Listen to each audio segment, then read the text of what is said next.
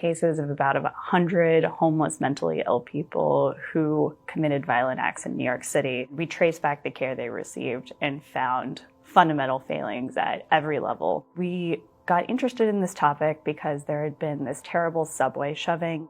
A financial consultant was shoved onto the subway tracks at Times Square and killed. The person who did that was a mentally ill homeless man. And it begged the question, well, what sort of care preceded this event? We went on to interview over 250 people. We walked away with a better understanding of how the various pieces of the system were breaking down, often in a routine and very basic way. Caring for this population of homeless mentally ill people has fallen to the social safety net in New York City. Homeless shelters, hospital emergency rooms, and these specialized treatment teams. We've talked to one man who visited a private hospital and, was in need of psychiatric care. He explained that he was suicidal and homicidal. He was turned away soon after entering the ER, and within hours he assaulted police officers. Most people who are mentally ill and homeless are not violent and are more often the victims of violence. But by looking at some of these cases, we can see how the system failed two people. It's both the victims of violence, but also the individual themselves, the patient who was trying to get care and often did not receive it.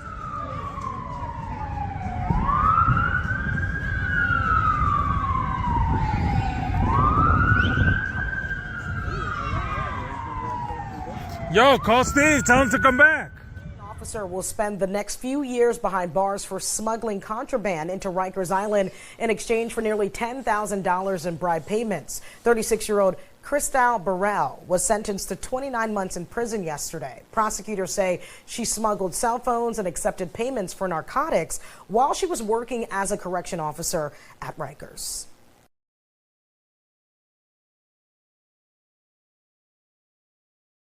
Justice Department is actively looking for its sixth commissioner since 2018. Vicki Reed is stepping down after more than 2 years in that role. It was a period that proved turbulent, with riots reported inside youth jails all across the state.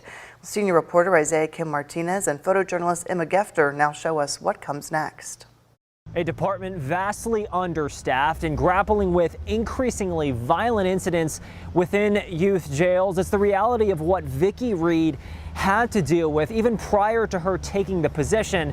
And now any efforts at solutions will have to happen without her. 5 commissioners in 5 years, going on a 6th. What does that say about the position?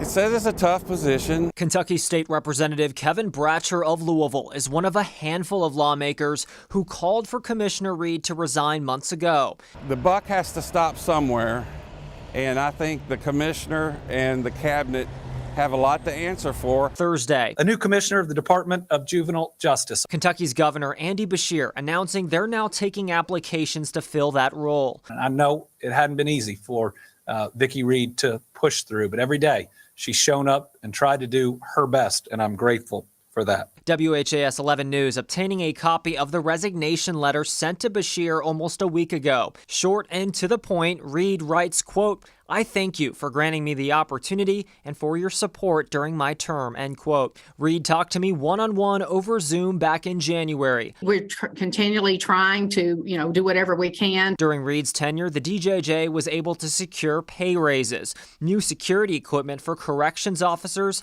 and launch an initiative to separate violent from nonviolent teens and boys and girls. But in that same period, a persistent shortage of staff and repeated attacks on law enforcement inside the center loomed large. And I know that the theory is that there are kids that are much more hard to manage than before. But they've had plenty of time to step up and fix a lot of this. Bratcher sponsored the bill, now law, to pour millions of state dollars into reopening Louisville's downtown youth detention center. He's hoping the next commissioner, with this new facility, it's a good time to be thinking about a new change, will be the right fit to lead that effort. Isaiah Kim Martinez, WHAS 11 on your side. Today, Bratcher was skeptical whether that youth detention center in downtown Louisville will open by summer of 2024. That was the original timeline given.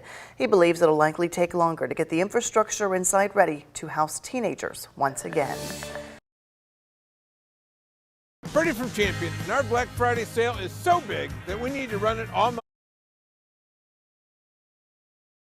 Focus investigator John Charlton has spent weeks digging into the recent problems at the facility, and only here on WHS 11 News Tonight will you see that trouble happening as emergency responders move in. 911 operator Atwell. Jefferson Regional Juvenile Detention Center, and we are having an issue. Kids are rioting. We have escapees. The kids are just running amok. Causing trouble where kids were already in serious trouble. I have fires, multiple fires at 8711 LaGrange Road. Kentucky Children's Home is also home to teens in criminal detention. We need help up here. These kids starting fires. We can't stop the fires. Fire department's on the way, man.